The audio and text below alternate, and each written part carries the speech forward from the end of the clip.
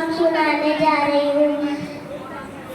देवराज सेव्यमान पावनं पंकजं ज्ञानयज्ञसत्रमेन्दुशेखरं कृपाकरं नारदादियोगिवृन्दवन्दितं दिगम्बरं काशिकापुराधिनाथकालभैरवं भजे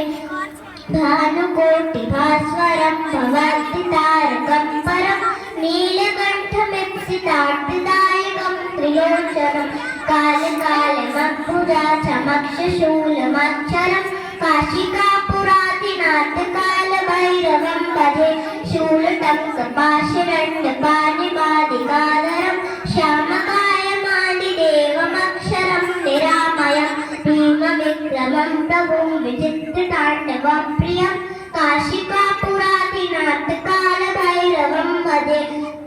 भुक्तिमुक्तिदायकं प्रशस्तचारुविग्रहं भक्तवत्सलं श्रितं समस्तलोकविग्रहं विनिक्वनं मनोज्ञहेमकिङ्किणीलसत्सतिं काशिकापुराधिनाथकालभैरवं भजे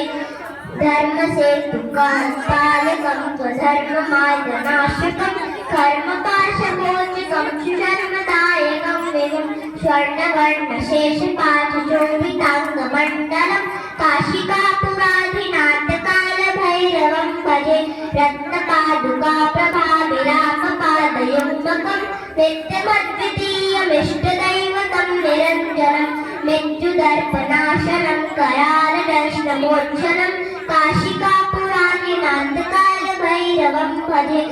अट्टहासभिन्नपद्मजाण्डकोशसन्तति दुष्टपापनष्टपापजालमुग्रशासनम् अष्टसिद्धिदायकं कपालमादिकाधरं काशिकापुराधिनाथकालभैरवं भजे भूतसङ्गनायकं विशालकीर्तिदायकं काशीवासलोकपुण्यपापशोधकं विभुं प्रीतिमार्गगोविदं पुरातनं जगत्पतिं काशिकापुराधिनाथकालभैरवं भजे कालभैरवाष्टकं पठन्ति ये मनोहरं ज्ञानमुक्तिसाधनं विचित्रपुण्यवर्धनं शोकमोहदत्तलोभगोपपातनाशनं प्रान्तिकालभैरवाग्रसंविनं नरद्रुवं धन्यवाद।